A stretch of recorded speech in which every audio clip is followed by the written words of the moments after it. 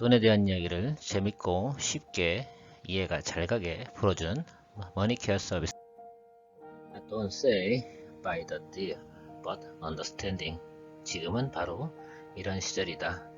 저점을 논할 때가 아니고 시장을 이해하고 지금 어디쯤 와 있는지 우리가 확인을 한번 하고 가야 될 시점이라고 생각합니다. 오늘 가장 중요한 이야기일 겁니다. 채권, 주식시장의 아버지다. 채권 시장을 이해하면 주가의 트렌드 또한 예측이 가능하고요. 웬만한 재테크에선 크게 생각할 가능성이 없습니다. 다만 이 부분을 이해를 잘 못하시는 분들 같은 경우는 특히 주식 공부하시기 전에 채권부터 이해도를 높이시는 게 상당히 중요하다라는 겁니다. 많은 분들이 질문을 하세요. 주식 공부 어디부터 하세요? 채권부터 시작하시면 됩니다. 자, 오늘 제가 그 내용을 간단하게 설명드리고자 합니다.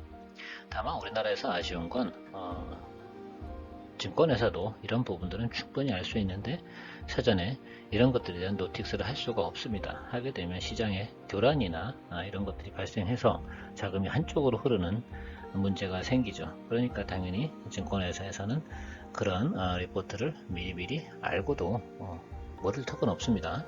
당연히 알고도 시장에 알려줄 수가 없습니다.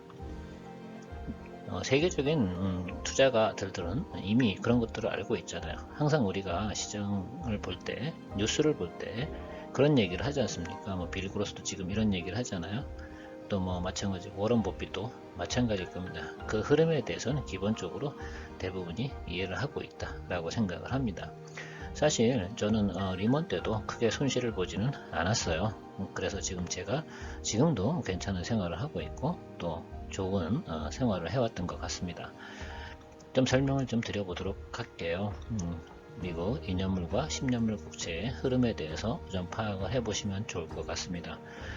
실증 이야기로 좀 드려보면 2021년도 7월달이었습니다. 그때부터 어떻게 돼요? 미국 국채 10년물과 2년물의 금리 차이가 수익률 차이가 줄어들고 있는 겁니다. 자, 그런데 10월이 되니까요 0.25% 이내로다가 근접한 거죠. 25bp 이내로. 그래서 이때쯤 되니까 어떻게 돼요? 이제 완전히 시장이 위험한 구간이다 라고 느껴야 됩니다. 원래 정상적일 때는 0.5에서 한 1% 정도의 구간을 두고 확장 수축을 하면서 시장이 변동폭이 생기게 되고요. 그것 따라서 주식시장도 다소 확장 수축을 하는 그런 모습을 보통 보이는데 바로 이때는 계속해서 수축 구간으로 발생이 됐다라고 하는 거죠. 금리 격차가 줄어드는 것은 상당히 위험한 겁니다. 자, 단기금리가 올라간다는 건 바로 신용이 안 좋아진다는 뜻이기도 하고요. 장기금리 채권을 발행해도 사갈 사람이 없는 거죠. 네. 아니, 살 사람이 수익도 안 나는데 그냥 2년물 사는 게 훨씬 더 좋으면 2년물 사는 거죠. 그렇게 오래 들고 있어요. 여러분들 같은 경우도 오래 들고 있는 거 별로 안 좋아하잖아요.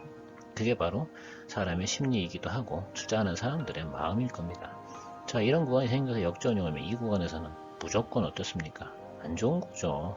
근데 왜 주식 들고 계세요?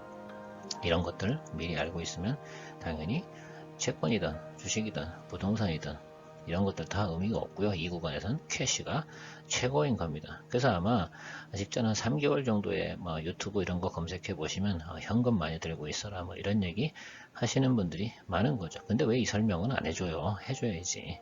시장이 역전이 된 겁니다. 바로 이 점이 상당히 중요한 건데 그럼 그 전에 미리 인지하는 방법은 뭐냐? 바로 미국 장단기 금리의 어떻게 돼요? 축소 구간 그리고 근접 구간 이 구간이 오면 바로 캐시다. 이미 교란이 일어난 상태에서 현금 들고 있으라고 얘기하면 그게 무슨 전문가예요? 그럴 이유가 없는 거죠. 바로 여기 이 구간에서 여러분들도 위험을 인지하는 그런 연습들을 하셔야 돼요. 이번에 스터디를 하시는 거고요. 다음에 이번에 계속해서 지금 어떤 구간이요? 이 빌 그로스가 얘기하듯이 단기금리가 계속해서 올라가고 있습니다. 미국은 계속해서 금리를 올리고 있고요. 당연히 장단기 금리 차가 계속 벌어지고 있는 거죠. 그러니까 지금 저점은 아니다 라고 이야기를 하는 것이죠.